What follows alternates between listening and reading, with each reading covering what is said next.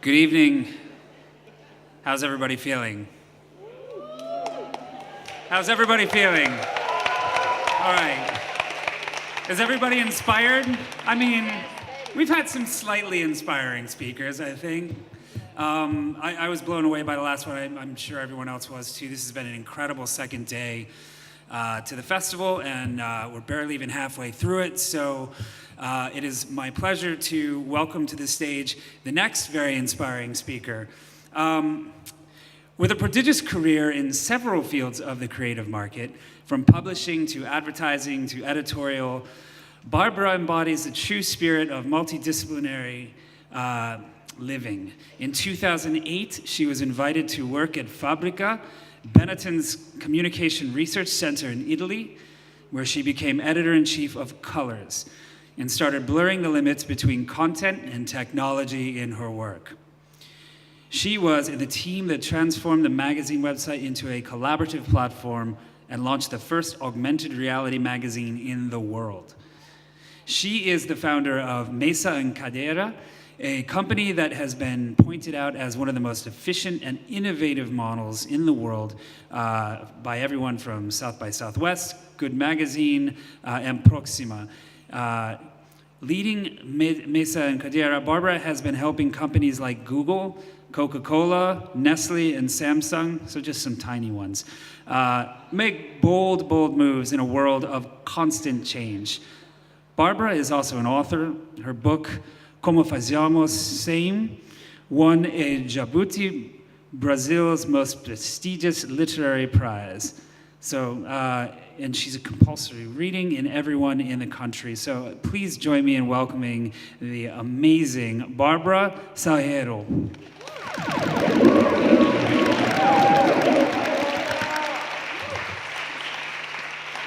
Thank you, guys. That's working. Okay, so I'm super honored to be here at the same stage as Kitra Kahana is going to speak tomorrow, Esther.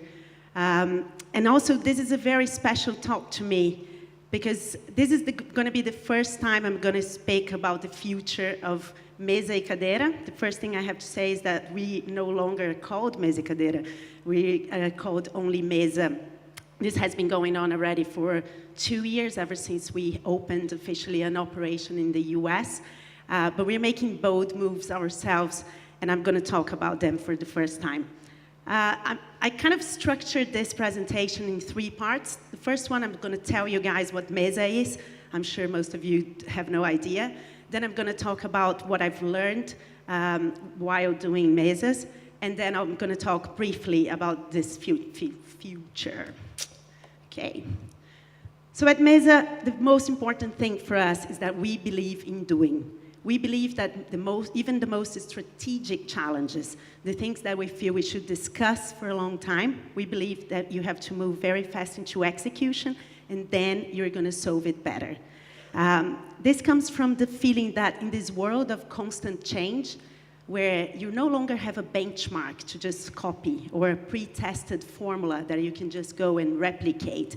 So the only way to actually create something, to actually solve something, is to open the space, the time and space, to do it and to try it out. That's where all the idea from Mesa comes from. And what we do is to conceive, develop, and prototype solutions to extraordinary challenges in 5 days. The way we do it is by gathering very talented and passionate professionals around the same table. Now, we do it in 5 days, but not because we think solutions have to come fast. We actually think solutions have to come from a really great team. And the only way for you to work with the most extraordinary talent in the world right now is if you lock a time frame. And I'm going to tell you a little bit about the type of people we work with, and you understand what I mean. I think this idea, I'm going to talk about it further as well, but I just want to reinforce this idea of having every single piece of knowledge and every skill that you need to solve a challenge. Seems very obvious, but most of the time we're not doing it, and that's what we're trying to do at Mesa. We've done 132 Mesas. The 132 is finishing today in LA. We work all around the world. We were founded in São Paulo, Brazil, but we've been to Ghana in Africa, to New Zealand in Oceania, all around South America, all around Europe, and in the US. This is basically the whole methodology of MESA, a leader at the head of the table. We really believe in leadership, and I'm going to talk a lot about it. A team with all knowledge and skills you need, and one mission. For years, whenever someone asked us, so what's the method? This is the slide we would show and would say, this is all you have to know. So I'm going to show you guys a few examples just so you really get what we do. So this is Bernard Smild. I'm not sure if you guys know him. He's a Dutch artist. He's the guy who makes clouds. You might have seen some of his clouds. And since 2012, Bernard had been trying to project a rainbow onto a landscape. And so what we do is call someone like Bernard and say, whose work we admire, and say, we want to give you the head of the table, and I'm going to give you a team and the time and the money, which is rarely a lot of money. We do it, I think every MESA like this spends maximum $2,000 to make a rainbow onto a landscape, something Bernard had been trying to do since 2012. And in 2015, he came, this was in São Paulo, so we curate a team, and in this model, which we call now the independent MESAs, so we're not working for a client, we're working, giving the head of the table to someone we really admire. In this format, people were paying to work with Bernard. The idea here is, when you listen to someone like myself here at the stage, you get very inspired. But most of the times, we're going to talk about perfect examples, right? Or hypothetical situations. We believe that it's only when you work with Bernard or someone else that you actually learn from them. So when you see how they make decisions, how they solve unexpected problems, where they invest their energy. So this is what people were paying for, this learning experience. And then even though they're paying, we still curate the team. So we made sure we had like one of the best physics, someone who understands lighting profoundly. You know, there were creative directors, there were designers, makers, and so I'll show this. And then that's it. We built everything we needed. Our mission here was to project a rainbow into a landscape. And this is what we did in São Paulo in 2015. We can talk later about why it's upside down and etc. Okay, so after a year and a half, only doing what we call independent MESAs, and we still do independent MESAs, we still send emails, give calls to people who we think are doing an extraordinary work and invite them to take the head of the table. But after a year and a half testing the model, we decided to work with companies. I'm going to show you guys very quickly a few examples. So Natura is Latin America's biggest cosmetic company, and they have a door-to-door sale model. And they had this huge challenge. How do you go from a door-to-door business model into a multi-channel, right? Like you have to, this is 2013, you have to sell online. But they were super afraid this would crumble their whole commercial model. So we did a MESA for them, and then we helped them launch redenatura.net, which is today like a $40 million revenue enterprise. TV channel GNT. This is a cable TV in Brazil, super well known, and they have tons of fashion shows, and they wanted to create, this was a content challenge. They wanted us to create a fashion show for an audience that does not care about catwalks or fashion weeks, and doesn't really care about TV either, right? A generation that is super connected online. And I think I like showing this example. We created this in Gaveta, it's a TV show that is going to its third season. All of that, everything that I'm showing you guys in 5 days. And I love this example because when they brought the challenge to us, they talked about it as a content challenge, which it is. But for us, the way we look at a challenge, we have to make sure we have every single piece of knowledge and every skill that we need. So we told them we needed the commercial guy, the guy who sells advertising, because you can't really make a TV show if you don't have advertisers. And for us, it's really important that everything we create lives out there in the world. And when Gabriel came, this guy, he taught us that historically in Brazil, cable TV channels sell the first airing of a show, like the prime time, really expensive, and then they sell the repetitions, because there are loads of repetitions of the same show on cable TV. They sell it for nearly free. And because this generation doesn't really care about the prime time anymore, the advertisers were saying, okay, can I just buy the repetitions? And of course that didn't work for the channel. And by knowing that, we were able to create this TV show where when it's aired, so it's a host that goes to a celebrity house, and she helps the celebrity get out of her closet everything that she doesn't use anymore, which is super connected to the zeitgeist to this generation. And they talk about that piece of clothing and how she came to get it and the times she used it.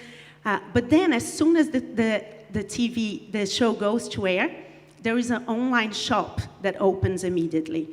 And the sells out in like 9 minutes, 19 minutes. And of course, people can still buy online, but by having the commercial guy there, we managed to bring back the relevance to the prime time. And here's an example. So we work a lot with Google, which I'm very proud of, because Google has their own sprint, and still in Google Brazil, we do a lot of stuff with them, and this was a global challenge. They wanted to introduce the new features of Google Earth. Now you can see content on Google Earth. So we did a MESA for them. It was a really amazing team. We had film director Fernando Meirelles, which is like an Oscar winner. We had loads of people from the forest working together to come up with I Am Amazon. And I'm going to show you guys here. I mean, I think when you guys see the rainbow, you can see that when we talk about doing, we talk about really doing the thing, right? Really executing whatever we have to deliver. And I like this example because it shows very clearly what comes out of a MESA and what goes into the world. And so I'm going to show 2 videos. The first one is what we did at MESA, and then what is online, what is out there.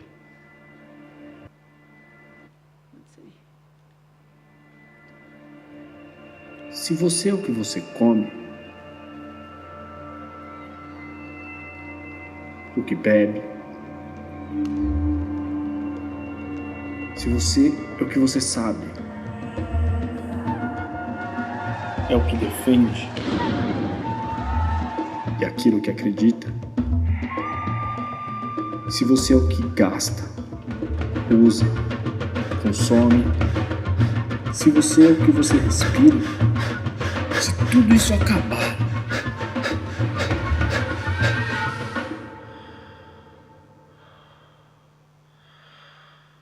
quem é você?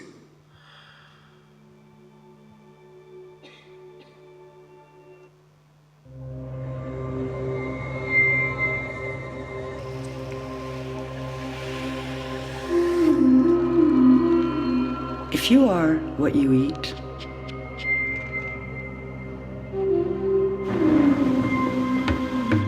what you drink, if you are what you know,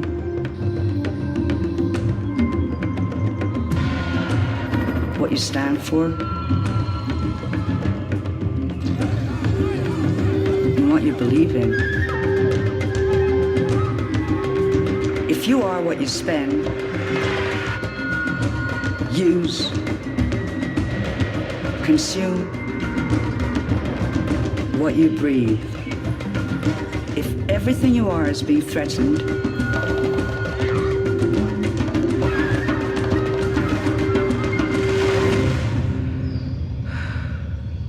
then who are you?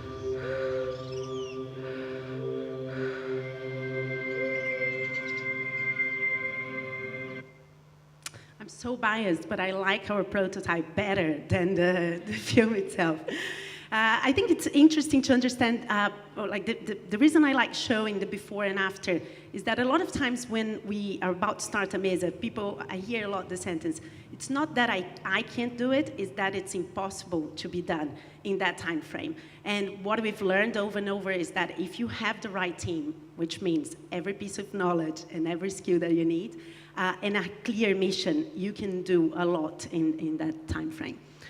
The last one I'm just going to show Neil, because when we started MESA, I had a friend ask me, do you think that equation with 3 variables, a leader, a team, and a mission, can solve any kind of problem?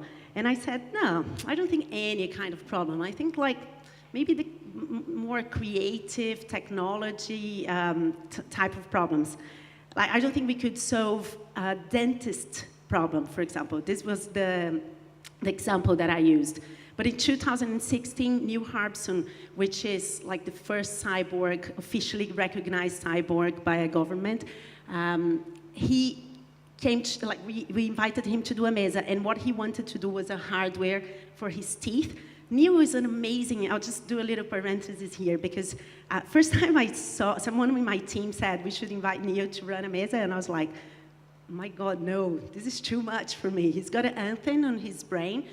He's completely colorblind, so he can feel colors. He developed this technology so he can feel colors. He doesn't even see colors, he feels colors. And it felt to me so, it's too much, you know, like when you hear Jason speak and you're like, no, this is a bit too much. And it felt like that. And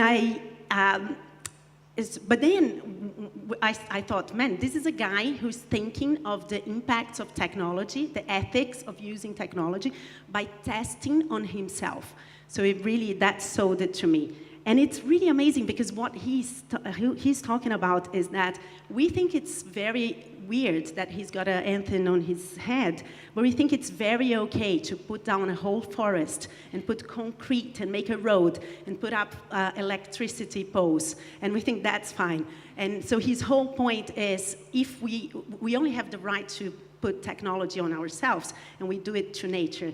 And then he says that if we, instead of inventing electricity and, you know, having electricity all around, if we had developed ways of seeing in the dark, we would be humanity that lives, coexists with the sky, and that would be so much better. So I'm totally sold to his ideas now. But he wanted to do a hardware for his teeth where he could communicate with his partner without having to speak. So basically he was trying to figure out telepathy, right? Like, how do you communicate without people seeing? And so we had to find a dentist. Marcelo is being like, you know, and we prototyped this hardware for their teeth. And this guy, who is a dentist, is a huge fan of the Meza Method now. So when I think Neil had a huge impact on me, because it was the first, when that MESA happened, I really felt that we can use the method for any problem. I really felt that what we were doing was actually reinventing the way people work. And this is what I'm going to talk about to you guys now. The beliefs and the lessons we've learned about how what is it that we're doing wrong when it comes to work, and what is it that we can do right? I'm just going to show this little video first.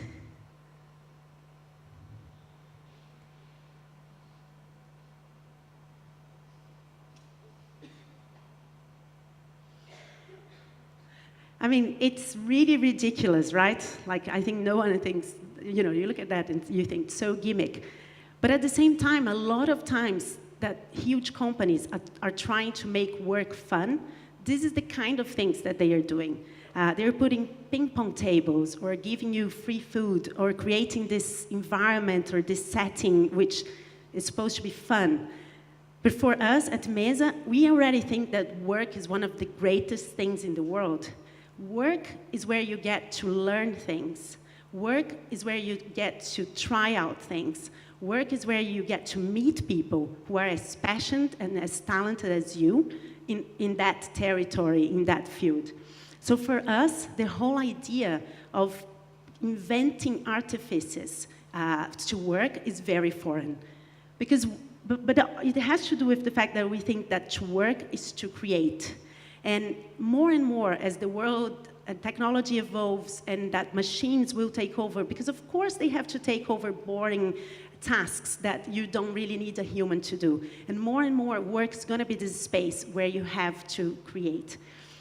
I like showing this example. You're not able to read it, and it's on purpose. But this was one brief. So Google, we usually, like, I'll just go back here so you guys don't read. But we usually work on challenges for which there is no regular partner out there, right? So for at least the first MESAs we will usually do with a client, it's not something they could give their ad agency, for example, to do. So it's like a problem for which there isn't much of a benchmark, and you really have to create something. But then there was this one time that my Lauren, who works at Google, she called me and said, I want us to do a campaign in a MESA. I was like, we don't do campaigns. It was, for me, it was a bit weird because the whole idea of like coming up with an idea is different from solving a problem. But you know, she talked me into it. She said she was sure it was gonna be, even though if I felt it wasn't like the perfect MESA, she felt it would be a better process than what she had. And then she gave me this. And I was like, no way. And she said, oh, we have to give this to people on day one. I was like, there's no way. You want people to start working. You want the best. Like, you want people's passion. You want their ability to create stuff. And this is how you want to start. Like, it's the most boring piece of paper, like 3 pages. And also, there is a weird thing here, because there is a fallacy that you can put. When you brief someone like that, you pretend you're putting everything you know on a piece of paper. And it's impossible to put everything you know on a piece of paper. So what we do at MESA is transform any kind of brief into like a small piece of paper, maximum 4 paragraphs. Yeah, you guys can read that. Maximum 4 paragraphs. There can't be any jargons, like, you know, we really fight for it to be written in a way that my grandmother would be able to read, because a lot of times companies are also kind of hiding stuff that they don't really know. And, you know, like people talk for months inside the company using the same jargon, and then all of a sudden they realize they don't really know what it means. I'll give you guys a practical example. We were doing this MESA, and there was like, they were saying, oh, this needs to be a, going on, like a, oh, I forgot the expression now, but it was something that could both mean that you were live, like live for 24 hours a day, or it could mean that it could be very extended throughout time. And then I had these 2 clients, and they both used the same expression, but they were saying the opposite thing, right? And so that's the reason we try to take jargons out of our missions. And what we feel is when you give people this ritual of giving people a mission, which is super important to us, also makes people connect to that thing. And a lot of times when we're doing a MESA, when you're working in this like 5 days setting, you work a lot, right? Like we work until 2 a.m. a lot of times. But it's interesting how people don't feel like they're working too much or that they are working too little. And what I've learned is that when you connect to what you have to deliver, when you're connected to your mission, there is no such a thing as working too much or working too little. There is working enough so you see that thing come to life. And when you give people a mission, that happens. But the only reason why we can give them 4 paragraphs with just the vision of where we have to get is because we have every piece of knowledge and every skill sitting around the same table. And I'm not going to stress that enough because I think it's so obvious, right? I think any one of you guys would say, of course, you've got to have every piece of skill and every piece of knowledge and skill. But the amount of times that I have to fight to get every piece of knowledge, because, like, for example, we recently did a MESA for, it was a marketing challenge, came from the marketing department, and we said, it was a shampoo brand. And I said, cool, we need the chemistry, we need the engineering, chemist engineering, who makes this shampoo. And they were like, no, you don't need them. No, it's too many days to take them out of the factory. We know all the answers, but of course you don't. And when you bring that person to the table, what they know and what everyone learns, and you manage to create communication that is actually much better, because the girl from the factory, she had way better claims, like better for the product even, than the marketing team could ever think of. So this is crucial, and I think, of course, we've been doing this for a long time, and I think we've developed this science of how to break a problem into pillars of knowledge and skills. It's something if you practice, you get better at. But I think there is one tip here, which is always look at the problem itself. Like people sometimes feel that they have to solve, they don't look at the problem and they think, I have to solve this with the people around me. And it's the opposite. The boss is the mission. The boss is always the thing you have to solve. And once you start looking at the thing you have to solve, naturally it will help you understand the team that you need. Now, we are, for sure, one of the most collaborative process that you ever see, right? Like, we've got this bunch of people working together, delivering, and every one of them is extremely necessary. So if there is no collaboration, we wouldn't deliver what we deliver. But we never, ever use the word collaboration. And if you go to our website, you're never going to read it, and we'll never use it. And I was earlier explaining it. I was talking to Kitra earlier, and I told her, I just remembered how this came to be. So basically, we were working at our office, which used to be my house at this time, and this girl, Mari, who works with us, she gets the phone and she calls someone, and she says, okay, I want to invite you for this collaborative process. And right now, right then, I said, no way, like you can't. There was something, and I'll say more about this later, but there was something right there at the moment that I knew that if you call someone and ask them to come for a collaborative process, you give them nothing. Like, you don't give them any responsibility. They don't really know why they're coming. And our feeling is that when the invitation is this, people tend to get to a middle ground. They don't really know why they're there. They don't really know what is the territory that they have to defend. So at a Meza, what we do when we call someone to invite for a Meza, and this is like probably the biggest amount of time that we spend, is understanding exactly why I need that person and telling her or him what is the pillar that she's going to be holding. And once you do it, that person comes, and there is no way they will leave without delivering excellence in that pillar. And that's when real collaboration happens. When everyone knows exactly what they have to do, what they have to deliver, what they are great at, and then they just work. And it just works. And it's amazing how I see it over and over again. I get invitations to do a lot of collaborative things. Sometimes I'll go, and it's, even if I'm trying to say, no, let's push it to excellency, it's different if the invitation is about just doing something rather than giving me the exact reason why I'm there. And this has to do with like one of our most greatest beliefs, which is it's our mission to unlock people's talent. It's interesting that I'm not sure this is clear, we don't fish talent from a pool that we have.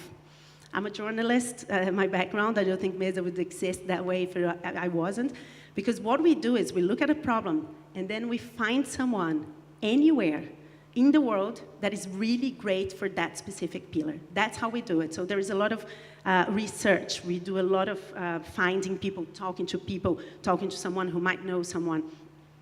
And when we send emails to people in Japan, people who have never heard of us, but the fact that we give them, and this is the phone call, the most important phone call for us. It's the moment I call someone and I explain why I need him or her. And when I do it really well, when I tell a person exactly why I think they're so great for that Meza, there is a level of, it's a weird thing because it's, you give this person something and she's responsible for it. And people rarely say no. They feel committed. If you tell someone exactly why they're very good, what they're doing really right in the world when it comes to work, they're gonna commit, they will feel, it's true, I'm very good at this specific task, and they will understand. Part of them will think, of their brain will think, if I'm not there, this is gonna be worse. And people don't want things to be worse. In fact, people are committed to doing great things if you give them the opportunity. For us, this is vital. Unlocking people's potential and talent is what we, like, as in terms of a purpose, this is what we look at. There are two numbers as a company that we look at.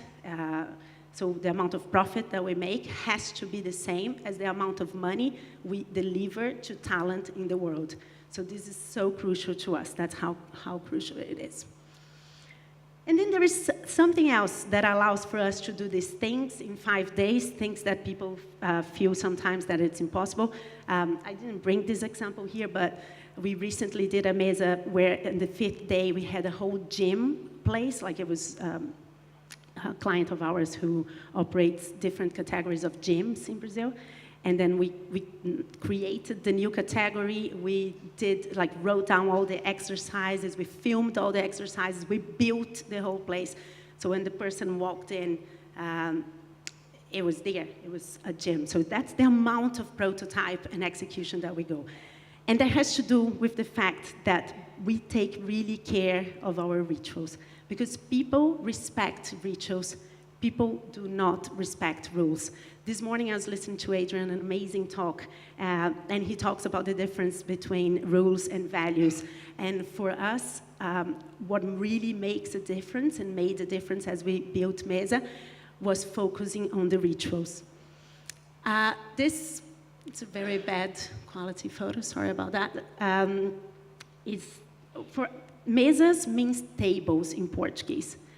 And the reason why we do what we do around the table is because we feel tables are the perfect combination between pleasure, so it's this space where you have drinks and food with family and friends and share conversations, but also of work. It's a place where you sign contracts, where you make decisions.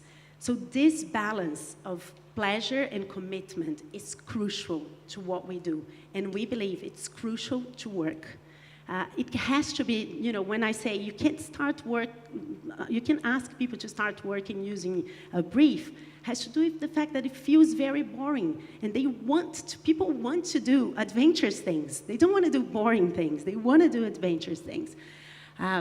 So for us, there is instead of creating a lot of rules, you know, instead of saying, this is like that, this is like that. I mean, for years, we said the only method that we had was that chart with 3 variables.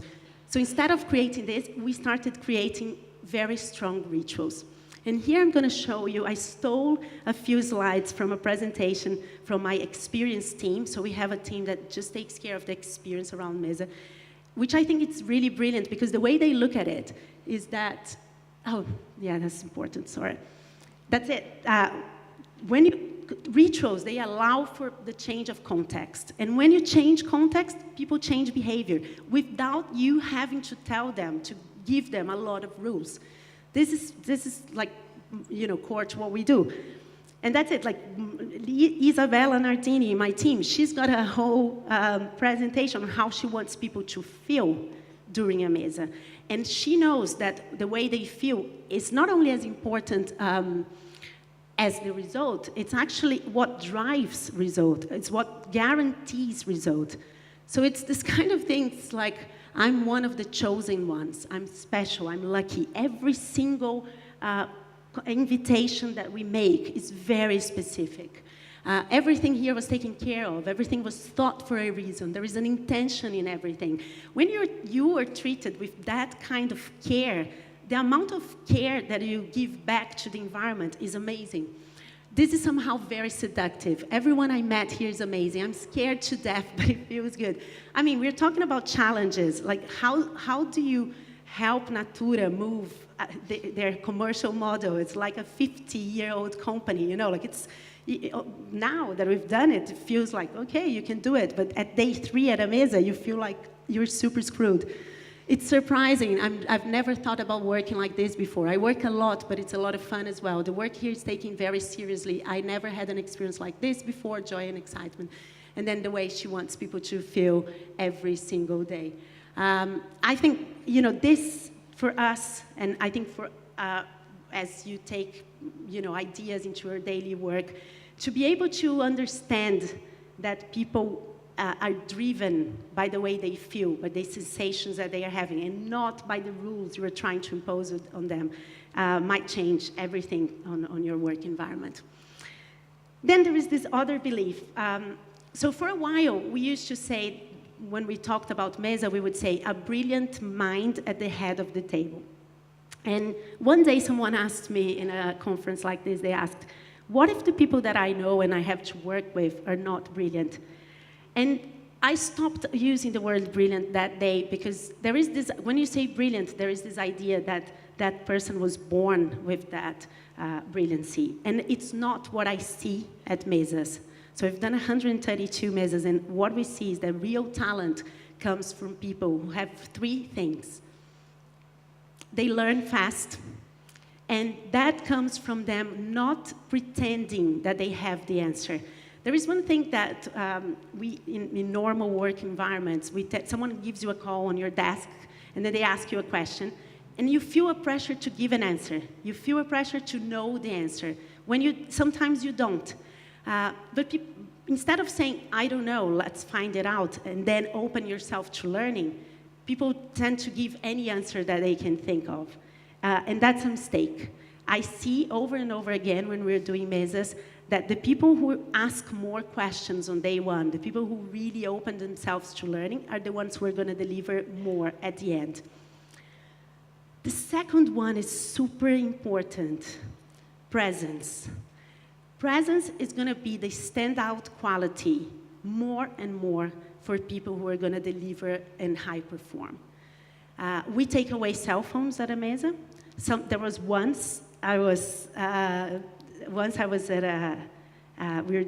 leading a MESA, and this woman said, I can't take my cell phone, I'm not going to put my cell phone away.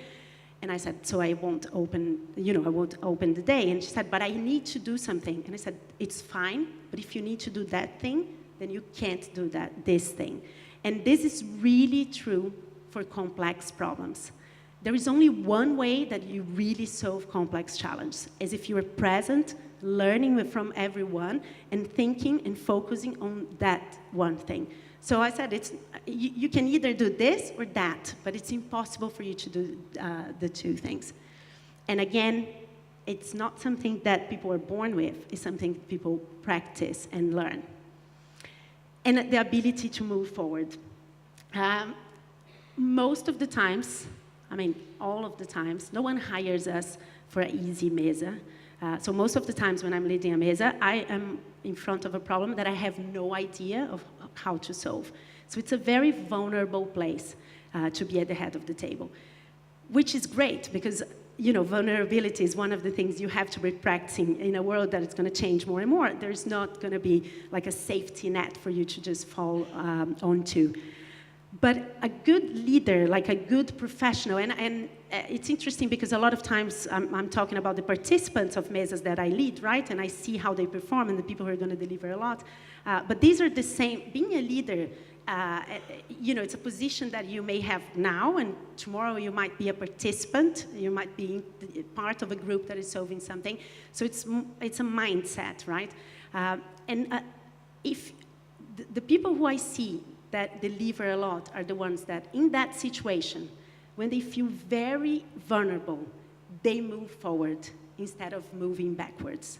And you're not going to know every answer that you need. You can do all the research in the world, and it's not going to, research, they can prove either way, it's hard to to take out the human bias and even data, the way we read data. The thing is, you've got to, and Anne spoke about it beautifully earlier in her talk. There is an instinct, there is a belief that, you know, something you have to trust and move forward. And sometimes when you move forward, you realize you made a mistake. But then you made the mistake, you learn from it, and you are able to take a detour, you are able to iterate. So this ability of moving forward is the one thing that I think people should be practicing every day. Instead of retreating, move forward. And this is actually the final belief and the thing that I wanted to talk to you guys about, which is probably very obvious to all of you, but that we are a method. So for many, many years, we would say that we are not a method. We are a company and we do this thing, and MESAs have to be very, intuitively crafted. And then in June this year, we did a MESA for ourselves. And we were looking at the future of MESA, and it became very clear, even to me, who resisted more than anyone, that we are a method. And the great thing about it is because through going through this process of working with the right group of people and doing stuff, you actually build a conviction. You're able to build convictions that you wouldn't in an environment of more spread out hours. So, like a lot of times when we are working, we do 2 hours of meetings, and then you go home, and then next week another 2 hours. So you're always leaving the quality of the second hour, right? Your performance is like the second hour type of quality of work. And when you are like in an immersive process, when you are on the hour 26, so day 3, you're working, the quality of the amount of information you're sharing with that team, the quality of the way you work increases a lot. And that spiral of performance helps you build the real convictions that you need to actually implement the change that you need to implement. It's interesting because we at MESA, we only go until day 5, we only prototype, and then our clients have to develop whatever we created. In developing, it's really, really hard. I'm now developing everything we did in MESA for MESA, and it's hard. And we have no saying, like, we don't participate in that phase, but the way we evaluate success internally is whether that thing went into the world. So we're very hard on ourselves on the way we evaluate things. And the reason why, even though we have no saying on this, is because we've managed to create a real conviction while doing something. And so now we have this real conviction that we are a method, that we can teach other people how to lead their own MESAs, how to assemble and lead powerful teams in order to solve complex challenges. And again, as the world gets more complex, you're going to have more problems to deal with. You're going to have less things that you can just go and copy. Work is not working anymore. For years, we've been testing a new approach on how work should be. With us, we've had some of the biggest organizations and the most talented human beings. And it just works. Now, what we found out is going to be open. Meet MESA, a new team-based work system designed to solve complex challenges by unleashing human potential to process more and execute faster. Yep, more faster. Join us and experience the work Reinvented. It might seem very obvious to all of you guys, but that's it. Like for us, it's a huge deal, and we feel that by allowing other people, we feel we have this really potent method in our hands that we want to open to everyone. This is something we're building right now, so it's probably going to be around March next year that it's going to be available. And that's it. Like we want to, I think when we look in terms of this purpose in the world, we look at our clients and we see that they're all big organizations. To put a MESA the way we do, it's not exactly cheap. And we've felt for a long time now that we need to help other people solve their problems. We need to solve more real-world problems. We need to, really be this instrument and this tool for people to get to better solutions. So that's what we're doing. And that's it. If you guys, I think there's just like if you, we in our website, you can leave your email and we'll send you guys you know, a note when we have all this plan actually built. That's it, guys. Too much?